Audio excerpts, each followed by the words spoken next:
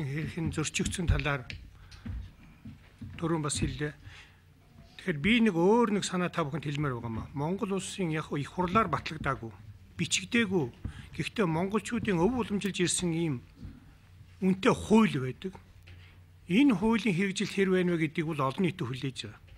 Олон нийт Монголын иргэд бол энэ бичигдсэн бүх хуулийг бол бас сайн танилцаагүй мэдэхгүй байгаа шүү дээ.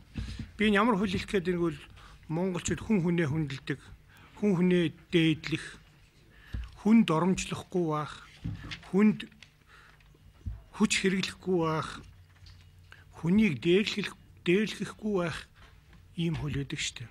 Энэ хууль маань сая хэдхэн хоногийн өмнө Монгол улсын 3 дахь ерөнхийлөгчдөр их мухагаар зөрчигдлөө шүү дээ. Энийг бол иргэд бүгд хүлээж авах. Энэ төр засаг энэ дээр ямар байр суурь илэрхийлэх гэдэг. За бид хэдэн гишүүд бүгдээрээ энэ талаар хатуу байр суурь илэрхийлээд одоо нэлээд хугацаа өнгөрчлөө. За бидний шаардлагал хэвээр байна гэдгийг сая загжиг шуулан гişүү хэллээ. За хоёрдугаар тэр амлалттай холбогдуулаад би бас ганц хоёр санаа бодлоо хэлчихмээр байна. Үнэхээр сонгуул болоход хэдхэн хоног үлдээд байхад амлалтаа биелүүлээгүй байгаа.